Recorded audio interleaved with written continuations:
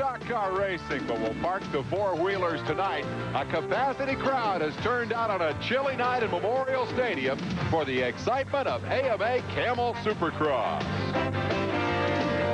Hello, everyone, and welcome to Memorial Stadium in Charlotte, North Carolina. I'm Dave Despain, along with ESPN analyst Larry Myers, the man who has been predicting that we have not seen the best yet of Jean-Michel Bayle and Jeff Stanton, the two men who dominated last year's Supercross series. Looks like maybe your predictions are beginning to bear out. Well, you're making me look good. What has happened, of course, is the Honda riders, Bayle and Stanton, have upped the ante just a little bit. They're riding a little bit harder than I think they were a couple of races ago. They spent a lot of time, Dave, working on the motorcycles with their mechanics, doing a lot of testing, and it's paid off. They're going to be a factor in this before it's over, I guarantee it. It's paid off with a couple of victories, and we need to go back and show you exactly how we got to this point. Remember that Damon Bradshaw had won 5 straight Supercross races.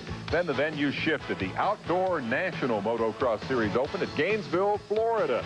Same riders, much different racetrack, and a much different outcome, because Jeff Stanton won the race when Bradshaw suffered first a crash and then stomach cramps. Nonetheless, it was a convincing Honda victory in round 1 of the Nationals. Then back to Supercross, but an unusual Supercross. The Daytona race is on a big, fast, sandy racetrack. Unlike anything else in the circuit, the outcome was the same as the previous week. It was a Stanton versus Bradshaw shootout, and Jeff Stanton won the race and broke Damon Bradshaw's Supercross win streak. So now we come to Charlotte to find out if Damon can rekindle that streak, or if indeed there's been a turning point here as far as the Hondas are concerned. Well, I don't think we have seen the turning point just yet, but we could see it here tonight. Bradshaw and Bayle undoubtedly riding harder than they have been riding all season, riding better too. And if they do well here in Bradshaw's backyard, if they can do well, maybe even beat him, then I think that we're looking at a whole new series, Dave. Well, that sounds like a possible prediction for future success for Team Honda. Let's get a different opinion, perhaps, from the floor of the stadium where Ralph Shaheen is standing by. Dave, let's not forget where we are. Charlotte, North Carolina. This is Damon Bradshaw's backyard, and there's nothing like performing in front of your home crowd to inspire a rider to perform at his best. Damon Bradshaw's been doing that already this year. 5 wins and a huge points lead. It's going to be tough for anybody to knock Damon Bradshaw off. Well, Larry, that sounds like a clear-cut Damon Bradshaw prediction to me. You've already picked Honda. I guess I'll take one of the Kawasaki riders to win, and we'll come back in a little bit to find out who's right. Stand by for more from Charlotte, North Carolina.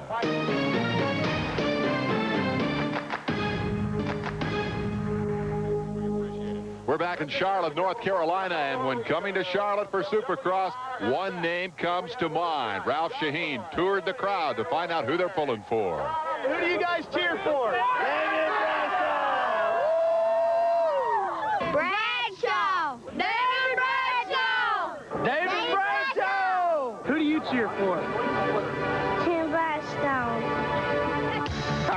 Here is the most famous member of the Bradstone family being honored here in the spotlight tonight. Damon Bradshaw in front of the hometown crowd. A race he won last year and a track that will challenge them all. Memorial Stadium, the smallest floor that we have visited this year. The track is much tighter, much more confining. Going to be a lot of shoving out here tonight, Dave. We'll look back to the highlights of heat race number 1. Field comes to the gate to qualify the top 5 riders directly to the championship main event. Drop of the gate. Hey, who picked the Kawasaki's to win tonight? It was Dave Despain. Into the lead goes Jeff Ward. Big tangle in turn number 1 as they battle for position. As you said, it's a tight field pushing and shoving. Number 8, Jeff Emig, caught back in the traffic. Not one Kawasaki, but 2 out front as the veteran and the kid have at it. Number 9 moving into the lead there. Just as Jean-Michel Bayle crashes, Jeff Matasevich takes over the front spot. This is your series champion on the ground, hooked in the bales, caught in the banners, and off to a terrible start here as he tries to get Team Honda back on track. Well, not only Jean-Michel Bayle, but Jeff Stanton suffering problems in this heat race. Here's a quick look. In the back of the pack, you'll see Stanton coming around the corner, rider number 2. Now take a look. You'll see Bayle on the ground. Not a particularly good look at the crash. But when you're on the ground looking up, it really doesn't matter. Bayle doing a little catching up here as he chases after the 2 Kawasaki's out front. Matasevich trying to get back to full form. Makes no bones about the fact that he is less than full speed because of the broken right femur suffered some 6 months ago. We talked about it every race this year. He gets better every race this year. Jeff Ward, on the other hand, has had a terrible season. This is farewell tour in Supercross. Tonight has at least got a good heat race going forward. You have to wonder about Jeff Ward. Certainly the speed is still there. We have seen it all season long, but the staying power is not. And I don't know if it's because Ward is just no longer interested in being competitive, Dave, or if he's having problems. It's hard to tell. This is Kalos versus Cooper. Behind the leaders, they race for 3rd and 4th.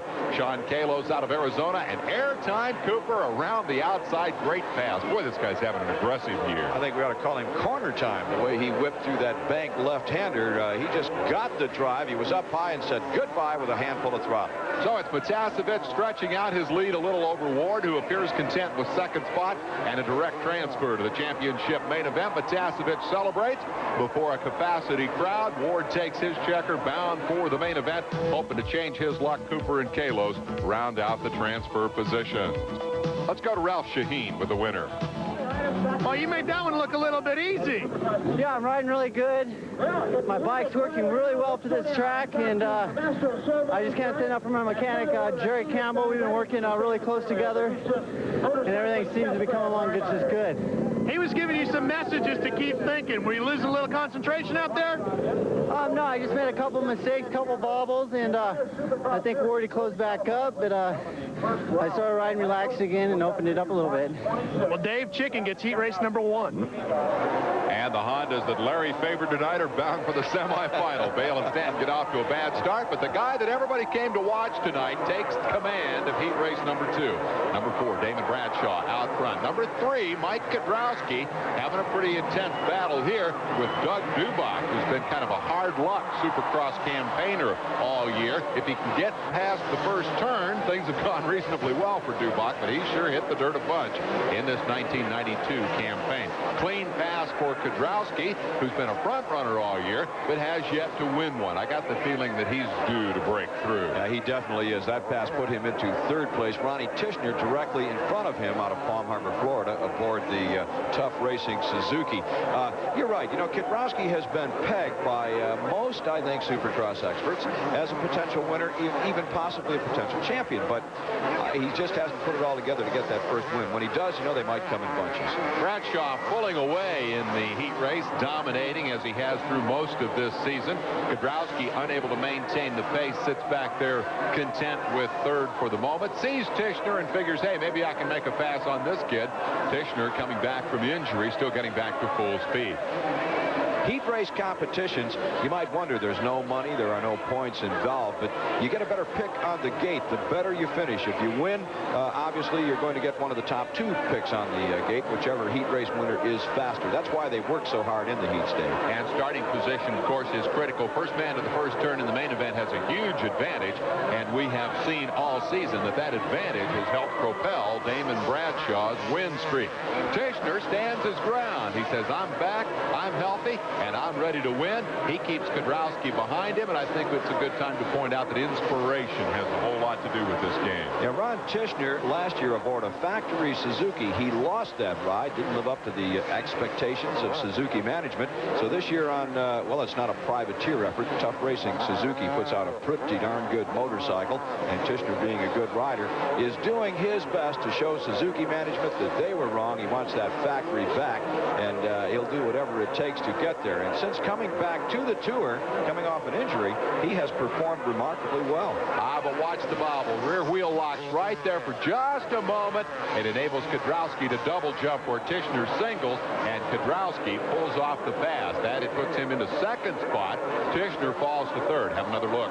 Well, you called it, Dave. The rear wheel locked up. Here comes the double by Kudrowski, and easy sailing. Big hole, big highway, as a matter of fact, and the Kawasaki goes through. Watch, speaking of Kawasaki's, number 7, Mike LaRocco. He crashes into Doug Dubach. That allows number 10, Larry Ward, to pass. This is the battle for 5th and 6th. That's critical because they are one position out of a transfer spot. Dubach has the transfer, and both Ward and LaRocco want it in the worst way. So they come into the next lap. left-hander. And Larocco says, Sacco, and drills Ward. And Michael Craig says, I've had enough of this. Watch this. Look at this thing.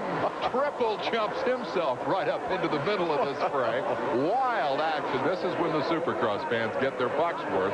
Damon Bradshaw out front with a sputtering motorcycle heads for the checkered flag. He thought the ignition might be going south. Fans couldn't care less. They are thrilled to see Bradshaw win it. Kudrowski takes second after his little run-in with Ronnie Tishner, who will settle for third. And as Damon celebrates, Doug Dubach held on to get that final transfer to the main event. Let's hear from the local hero with Ralph Shaheen. Well, Damon, you made that one look pretty easy, but you don't seem real happy about it. You know, there's some left riders in the way. You know, we're out there shooting to win that Kemmel thing, and some riders in the way, but that's racing. You had to be pumped up with adrenaline on that first one. How long did it take you to settle down a little bit? Well, it took a little bit. I knew the start was going to be real important, and that's what I was concentrating on. Damon Bradshaw fired up tonight and ready to go racing, Dave. He gets heat race number 2. Meanwhile, for Team Honda, the preparations for the semifinals are complete. Jeff Stanton would prefer not to have to race through the semi to get to the main event, but that is his fate here this evening. A rare circumstance, Dave, as his teammate, Jean-Michel Bale, defending champ, will be in that semi with him. So for the second time tonight, the two Honda guys will be head-to-head. Let's go down to Ralph Shaheen and find out what the mechanics do during this period of time. In Supercross racing, there are no pit stops. The only opportunity you have to make any adjustments to your bike is during the short intermissions. At that time, most crew chiefs will check the chain, the spokes, and the tire pressure. If everything is okay and you're having a night like Jeff Matasevich is tonight, you leave it alone. No sense in fixing something that's not broken. Matasevich, one of 2 heat race winners, along with Damon Bradshaw, the man these folks came to see tonight. We're in Charlotte, North Carolina with Supercross. We'll be right back. For the semifinal action, we'll take the top 5 from these races. Number 111, Stefan Everts in the middle of your screen as they prepare for the gate drop. Again, the Honda teammates, Jeff Stanton and Jean-Michel Bale, among those who do battle here. Number 1, and look who he's chasing. Number 2, his teammate Stanton, but look who they're both chasing. A whole shot in the early lead for number 17. This is Jeremy McGrath, the California kid who leads the Western Region 125 championship standings. He gets on a 250. He comes to Charlotte, and he's leading the number 1 and number 2 riders in the series. What a performance. I think probably if he stayed there, he would be the happiest man in the U.S. of A., but I really don't expect him to, because look who's knocking at the door. You've seen these highlights before. Stanton and Bale running about 2-3 bike lengths apart, but way behind McGrath. Hey, first, second, or third, making the main event in the 250 class is an accomplishment for one of these 125 kids. Brian Swink did it the other way around. He went to the West Coast, won a heat race. Well, the objective is obviously to give them a little bit of time with a 250 machine, get some time under their belt, so that when they make the switch from 125s to 250, they'll be more prime pumped and ready to go. Is this Bale making a pass? Yes, indeed. Bale takes over the second spot from Jeff Stanton, and that's got to frustrate Stanton a little bit, much as he dislikes being beaten by Damon Bradshaw. He also hates the fact that Jean-Michel Bale stopped his championship streak at 2 and took away his title last year. So Stanton is a frustrated man as he runs third in the semifinal behind Bale and Jeremy McGrath. You know, if we go back just 1 year ago and look at the races as the season developed in that 250 series, that's the way so often it happened. Stanton with the lead, Bale coming from off the pace, making the pass just like he's making the pass here on Jeremy McGrath. Boy, look how McGrath falls back so quickly. As soon as Bale goes by, Stanton comes up and attacks. Jeremy holds his own for a moment, but you just have the sense that reality has already set in for this kid. He's the third place man. You know, he was in that section of whoops. I'm sure that Jeremy McGrath said, I'm going faster than anyone in the world could go. And Bale blows by him, and that kind of upset his rhythm. He said, where'd that guy come from? How'd he do that? Bale is the smoothest man perhaps in the history of motocross. I've never seen anyone ride a motorcycle as effortlessly as JMB. It's so hard hard to compare athletes from one era to another. Wouldn't it be interesting if we could have Roger DeCoster, Bob Hanna, Rick Johnson, Vail, Stanton, put them all together at the same time on the same motorcycles? I'd pick Jean-Michel Vail to win, just like he did right here in this semifinal. Stanton takes the second spot. McGrath, with a great ride to third, is bound for the 250 main event. And rounding out the order will be Stefan Everts and Jeff Emig. Let's go trackside. Ralph Shaheen is with JMB. Well, Jean-Michel, once you got out front, it seemed pretty easy for you, but it has not been an easy road to get there tonight. Yeah, you know, I have some bad break in the first heat. I crashed in the second turn, so there's no way to win the race when you start very last. And so, you know, I was riding very fast, and I got a good start in the semi, so I win this ring very easy. So I hope I can get a good start for the main and try to win. Can you breathe a little easier now, knowing that you've made the transfer? Yeah, you know, it's always a little bit hard to go to the semi, and it's better to go straight. But, you know, sometimes it's better because you have a little bit more practice. So I hope it's going to be better for me tonight. A very businessman-like attitude for Jean-Michel Vail tonight. Now we go to the second semifinal in the saga of number 10, Larry Ward. From down the road in South Carolina, he's out front and leading the semifinal. You'll recall that he was involved in that brouhaha for the transfer spot in his heat race.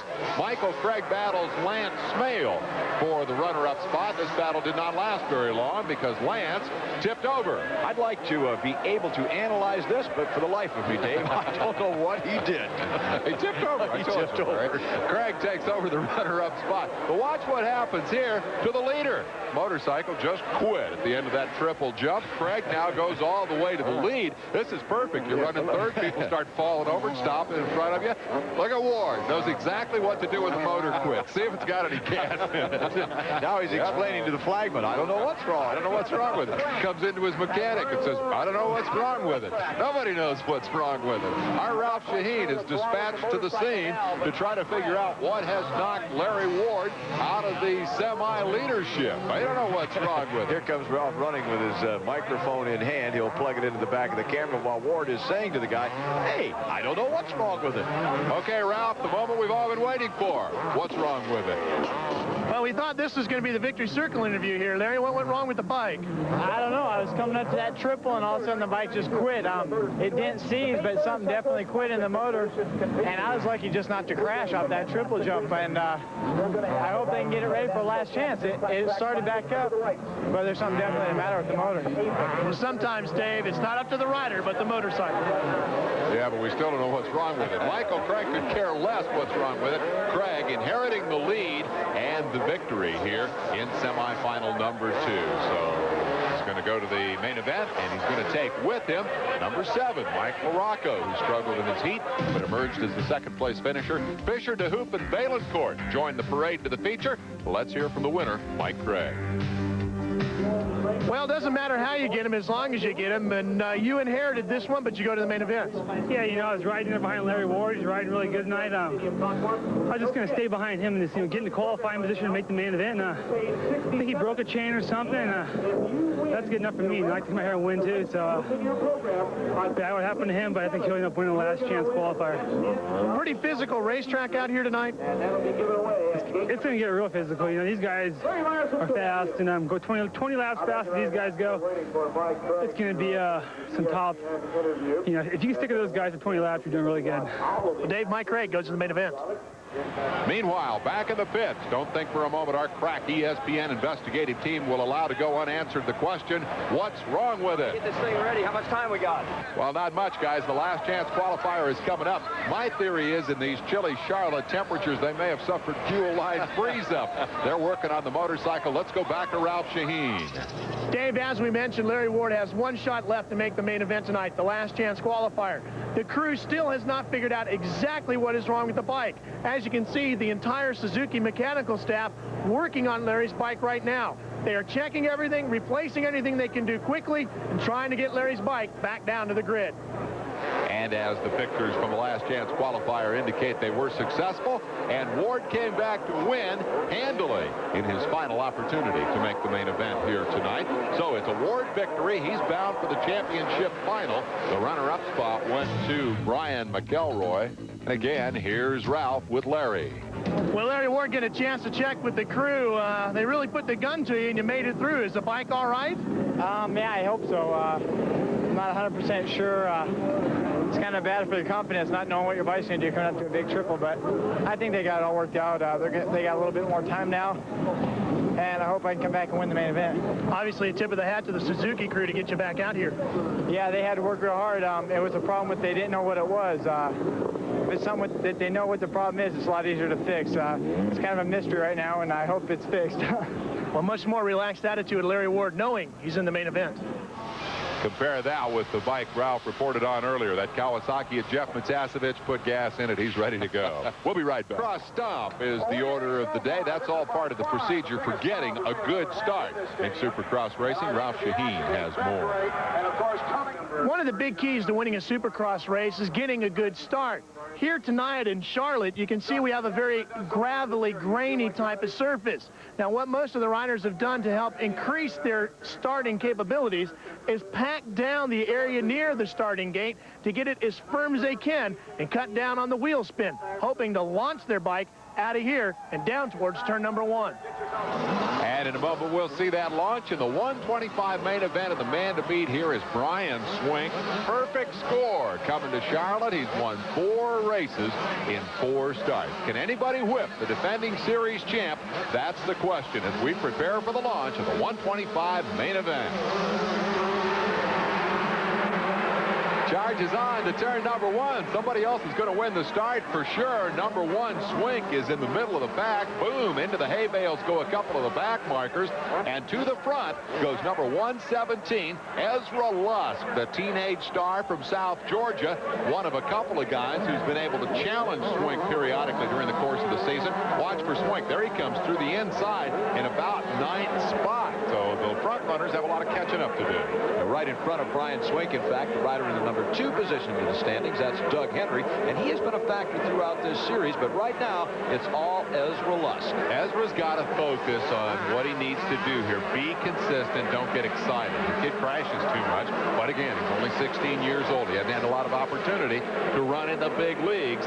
He certainly has the speed to race with these guys, but he's crashed out of the lead a couple of times this year, and I think with maturity, who knows, perhaps he's the next Damon Bradshaw.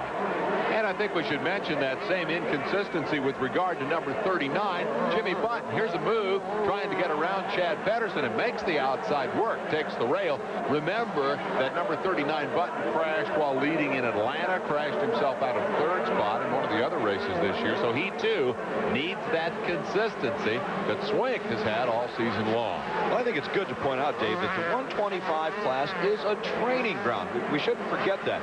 You're supposed to crash now and then. I mean, you don't know how fast you can go until you take a tumble occasionally. And you're supposed to crash. You're supposed to figure out what this game is all about. They're going to be moving up to the 250 ranks in a year or so, and they're going to be that much better for all of the experience that they gain right here in this 125 class. Well, when we watch Lusk sky shot those triples, he's at least got that part of this game figured out. Pedersen, the kid from Iowa, runs in 3rd, but clearly Button is reeling in the leader. And can you see the difference? Where's he gaining the ground? Through the rough stuff. I think he's just a little bit, I don't want to call it wilder, but he's just he's attacking the course a little bit harder than Ezra Lusk is. Lusk is more smooth at this point. We should make the point that Button is on a DGY Yamaha. They are the subcontractor handling the Yamaha 125 program, whereas the Suzuki of Ezra Lusk is a full factory back entry. And they're going to get side by side here in a section of the track where Button has displayed some pretty good speed. Through that rougher part of the track where he was attacking, and again, he just kind of runs it into that corner harder and higher. He grabbed a handful of throttle coming out and took over the number 1 spot, and you can see the difference there. I think probably that section of track is better handled at a higher rate of speed. So it looked like Lusk was struggling a little bit. Button's made a couple of key passes there, and we'll take another look at it. Now watch him. He'll just drive hard into the corner. So he's on the gas, and he'll stay on the gas. The bike started to get just a little squirrely, but he never backed out of it. Lusk sees him out of the corner of his eye. He knows that he's trapped, had nowhere to go, and he had to get off the gas, and the pass was completed. Button is a long, lanky youngster from Corning, New York, probably the tallest of the active riders in the circuit right now. Look at Doug Henry. He is on the charge. He, too, has come out of the pack that included at the start #1 Brian Swink, but he's going for the front. He's in trouble. 4th place on the racetrack. He gets clobbered. Ooh, you got to hope that Henry is okay. Hit the ground hard. Motorcycle landed on top of him. Look, Henry was kicked off the rear of the bike, misjudged the landing point, and when he landed, the front wheel just plowed into the face of that jump, and he went over hard, the bike coming down on top of him, and I'm just so happy to see him standing up. And would you believe he wants to get back on his motorcycle? Man, I'll tell you, these guys are warriors. Here is Button. He's your leader. Big triple jump as he pulls away from Ezra Lusk. We'll be back. Carolina, Davis Payne with Larry Myers and Ralph Shaheen watching Jimmy Button lead the 125 championship main event here. And this could be the end of the winning streak for Brian Swink, the series champion. Your second place man is Ezra Lusk, and running third is the lad from Iowa, number 53. Oh, and Chad Pedersen is on the ground. Almost a replay of what happened to Doug Henry a few minutes ago, struggling to get that bike back underway. He gets it fired up. Looks like Tim Ferry went by to pick up a spot. Take another look. The way Pedersen just nosedived into that last whoop on that whole section, Dave, it looked like maybe he hit a neutral coming through there, no power, and it just put him over the bars.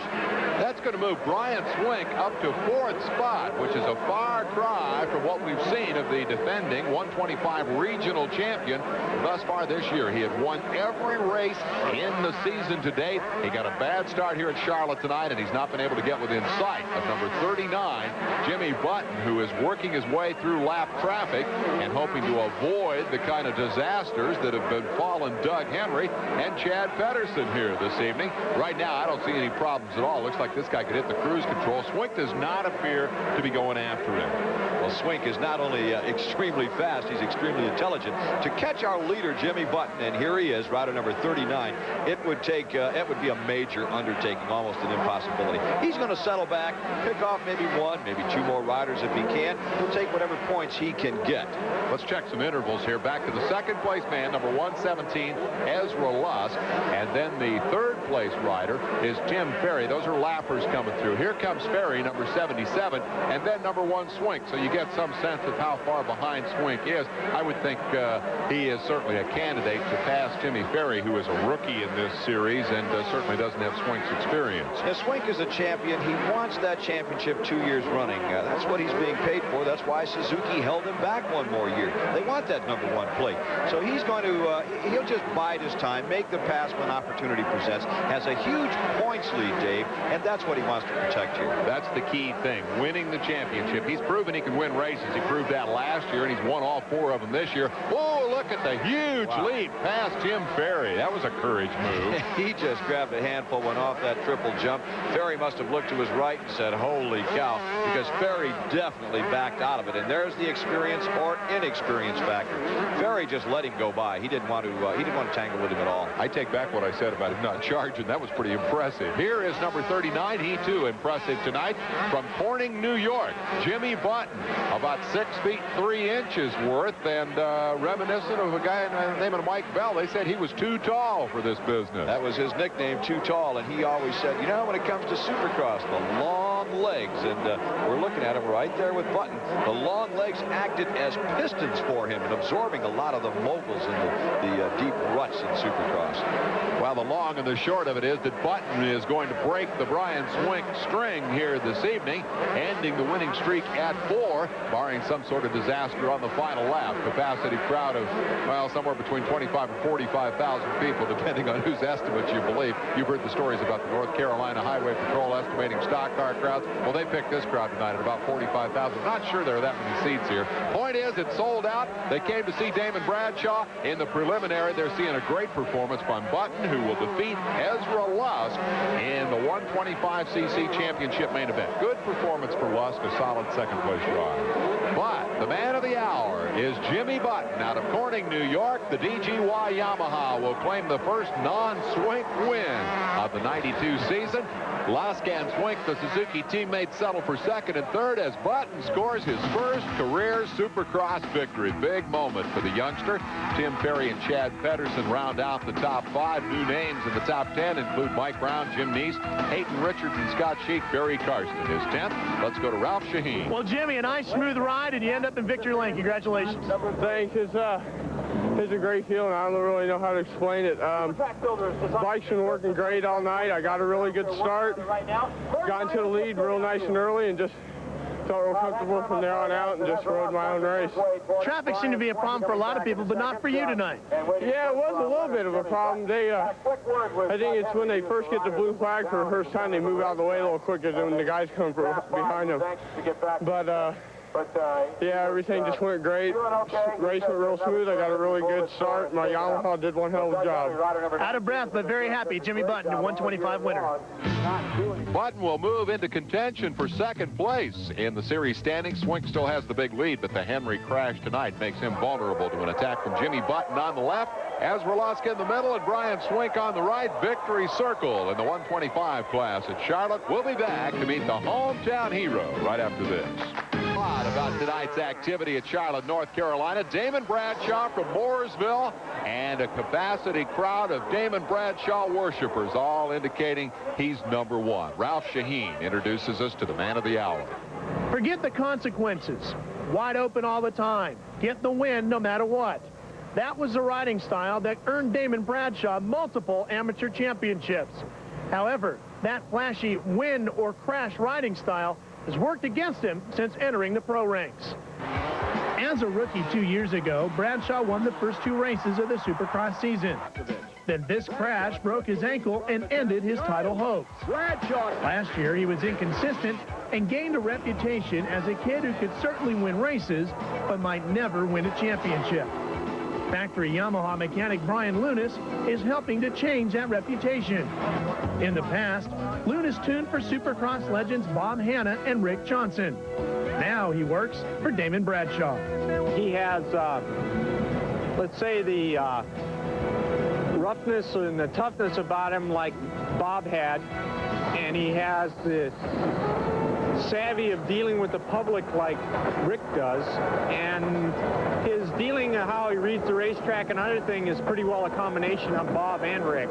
So he's pretty much the next level of Bob and Rick, and that's where it's at. You know, he's dealing with the public well and everything else. So as he matures, which he has in the last year, you'll see more and more of it come to the surface. It's not something you're going to teach the guy and immediately he's going to turn that over. It's just a slow, drawn-out process. The main thing is Brian's a real good motivator. You know, he can take me from feeling bad on a night, and he said, you know, a true champion will make this a good night, and he's a motivator. That's what I needed. I needed somebody to motivate me when I was down in the dump, and that's one of the main things Brian does well.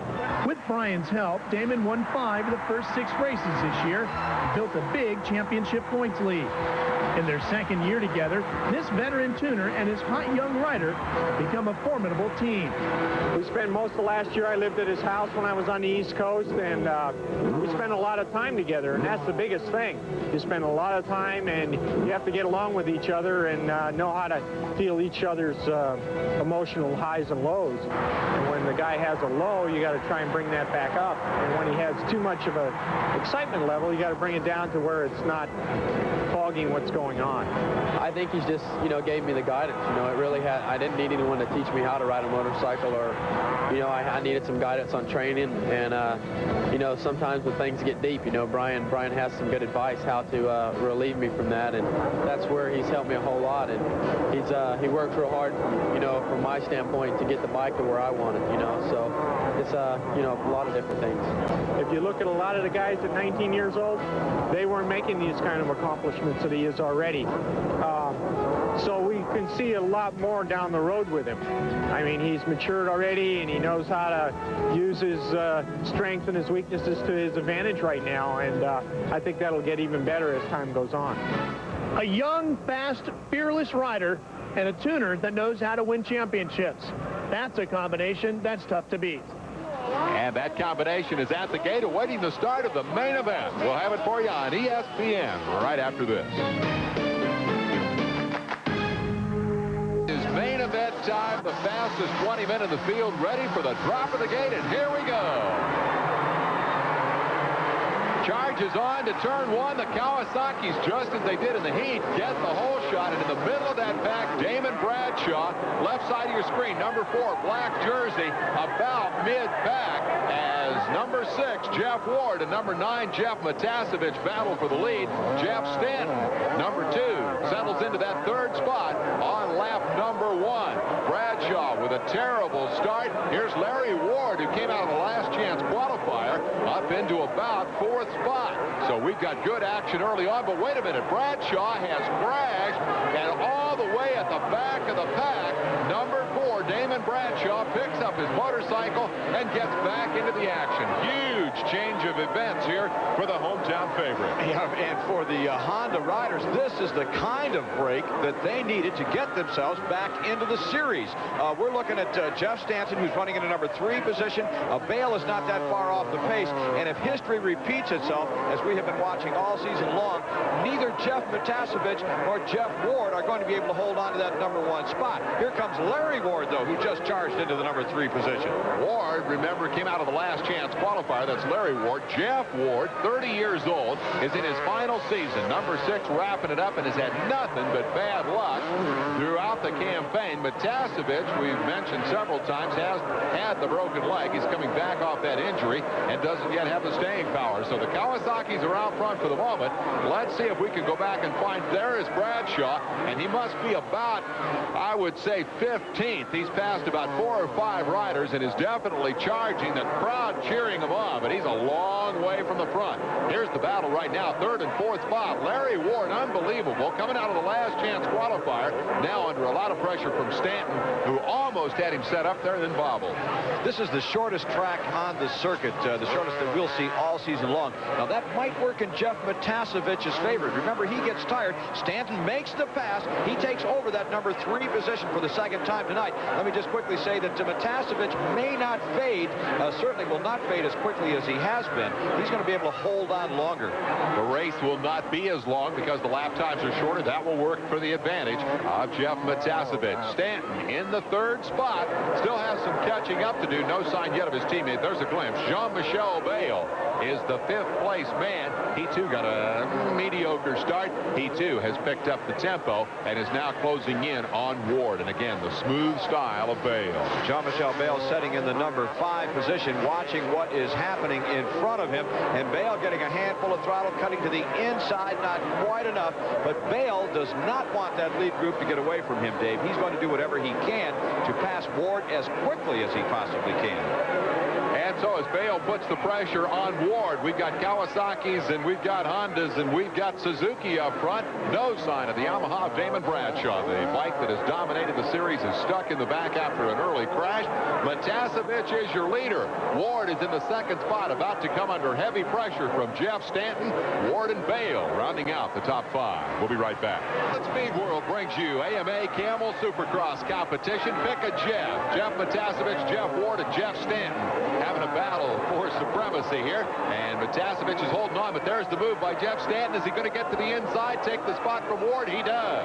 He drops Jeff Ward back to 3rd, and I got a feeling this is that inevitable fade we talked about, although maybe it's just Stanton picking up the tempo. Well, out of the 3 riders that are running up front, Jeff Stanton is the one that has the most to gain, and I have to think he's the one that wants it the most. Now, here comes Jean-Michel Bale. He's already picked off Larry Ward. He's picked off Jeff Ward, and now climbing down the back end of Stanton. It's going to be a 2-rider battle before this is over. They're both going to get around Matasevich. You can put that in the bank, Dave. So the Hondas are on the charge here, as Larry Myers predicted they would be. Matasevich alone out front now to try to stand the heat. Stanton moves up, puts the pressure on, looks to the outside.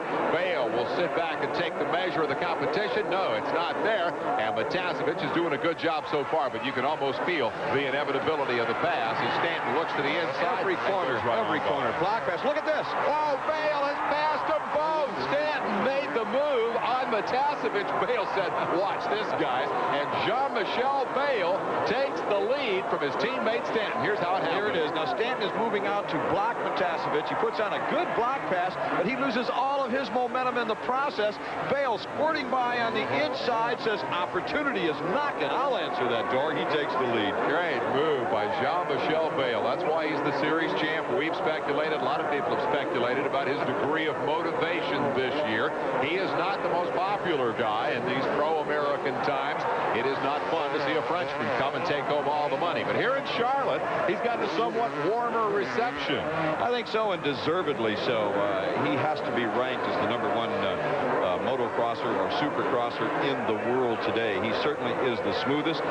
Not the most fun to watch because he just does everything so smoothly. Makes it look so easy. The Honda's out front. This guy's getting his entry fee worth tonight. He's ridden every lap you can ride. Heat race, semifinal, last chance qualifier, and now Larry Ward is running third in the main event. Great performance for the kid from Seattle. But now news that Jeff Matasevich has crashed. He had led the race here tonight, and the immediate concern is that he might have rebroken that leg that has caused him so much problem over the last 6 months. Bradshaw continuing his charge toward the front. He's alongside and past Sean Kalos, and quickly makes a similar move on Jeremy McGrath as Bradshaw, well, he didn't get by McGrath. Bradshaw really driving the crowd nuts as he heads for the front. Now here, the short racetrack is going to work against Damon Bradshaw because he doesn't have as much time to catch up as he might on one of the longer tracks. Further news on the Matasevich situation. A report now that he does have an injured thigh, but it is not the same leg that he had broken before. That was the immediate concern, that he might have rebroken that femur. That is not the case. The injury is to Matasevich's opposite leg, and they will take him to the hospital for x-rays. Let's hope that he didn't break the other leg. The fact that he's on his feet indicates to me that that's probably not the case. Bale and Stanton lead. Larry Ward third. Fourth is Kedrowski. This is the battle for 5th, 6th, and 7th. Number 6, Jeff Ward, has the spot. Dubach and Cooper go side by side, and Cooper makes the pass. He is now 6th and sets his sights on Jeff Ward. I hate to see Jeff Ward backing up like that. I want him to win one more Supercross before his career is over. Cooper is a rider on the charge. Good to point out that he started well outside the top 10. As a matter of fact, he was somewhere around 14th or 15th place at the end of the first lap, and he has really moved through the pack. And Damon Bradshaw, for the record, is the next man behind this battle, so he too has passed an awful lot of people. Jean-Michel Bale continues to lead and is en route to what could be his first win of the year. Damon Bradshaw is playing catch-up for the hometown fans at Memorial Stadium in Charlotte. He who won 5 in a row early in the season is struggling tonight. Bale, Bale out front, Dave. Good to point out that out of all the fans that are here, I'll bet there aren't more than 15 of them that are watching this battle for the lead. They're all watching Bradshaw move to the pack. That's an excellent point. And as we check an interval back to the third place man, Larry Ward, we take a quick break and come back to see who's going to win it in Charlotte tonight. Memorial Stadium, watching number 4, Damon Bradshaw, charge into 8th position now, working on Doug Dubach, number 12, who is 7th. Damon, a native of Charlotte, now lives out on nearby Lake Norman in Mooresville, North Carolina, shares a hometown with Dale Earnhardt. Looking back over his shoulder, I think Dubach knows what's coming. You know, if I were Dubach, I think I'd get out of the way. And they are Yamaha teammates, but Dubach was not going to do that. Bradshaw made the pass, but he had to work for it every inch of the way. Damon into 7th spot now. Jeff Ward will be the next man in his sights. Ward having faded from 2nd. Jean-Michel Bale leads the race. Jeff Stanton has not been able to come up and challenge him. The defending series champion appears in position to win his first of the season. Bradshaw now 7th, working on Ward in 6th spot. And you're right, Larry, everybody in the place is cheering his every move. Nobody's paying attention to those Hondas out front. This is perhaps the best ride we've seen from Damon this year. It's the first time he's had to pass. No two ways about it. And he makes the pass on Ward. He moves up one more position, and every position is extremely important. He is going to lose a ton of points tonight to the 2 Honda riders that are chasing him in the chase for the championship. Next man in Damon Bradshaw's sights is Guy Cooper. Cooper runs 5th, matching the number plate on his Suzuki, and it's a pretty good gap back to Damon. I'm not sure that Bradshaw will be able to pick up another position. And you make a good point about the points, Larry. When Damon was winning 5 in a row, Bale, number 1, and Stanton, number 2, were running second and third. So really, Damon wasn't able to build that big a lead. He came in with a 26-point advantage, and as they enter the white flag lap, the last lap, if he finishes 6th, he will lose 10 points. He can improve on that a little bit if he can get around Guy Cooper, and that may be the only drama left here as Stephon Everts looks back over his shoulder and falls on his head. That's another one of those tip-overs. Never look back. That was Satchel Paige's rule. There's the evidence of why. Here is the leader. Something might be gaining on you, and in that case, it was Bale. Yeah, Bale headed for the checkered flag as he prepares to wrap it up here in Charlotte and wrap it up with comparative ease. I thought Stanton might come up and challenge him. Stanton didn't have the speed, but it'll be a Honda sweep, and that is the big news. Jean-Michel Bale, the defending series champion, wins in Charlotte. And look at this. On the final lap, Bradshaw's going to make a run at Cooper in the points he represents. Fastest rider on the racetrack, no two ways about that, has been Damon Bradshaw all night long. Can he catch Cooper? That's the question.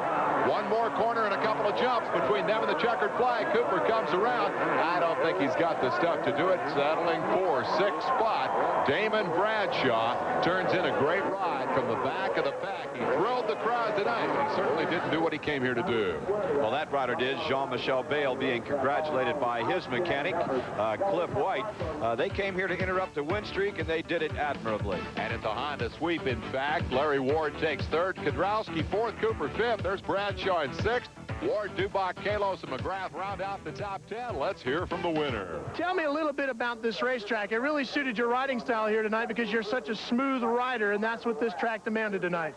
Yeah, you know, it was a very difficult track and very slippery, so it was very easy to make a mistake. So I was riding very smooth, very well, and I make a good job through the traffic, and you know, I take the lead, you know, very fast because I have a very bad start. So, but you know, I'm very happy because I won very easy this race. It was not easy to win, but you know, I have a good lead, so I feel very happy.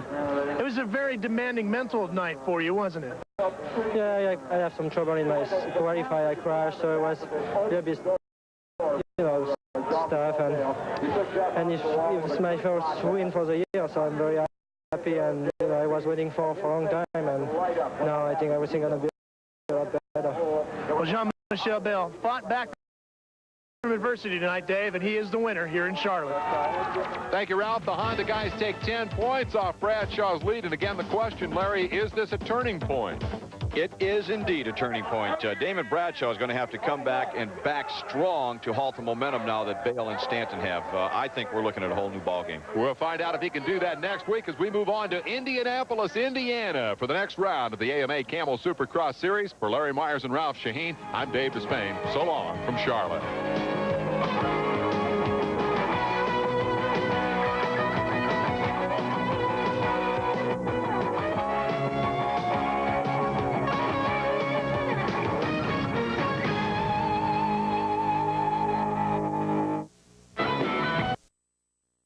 Is to Supercross at Daytona.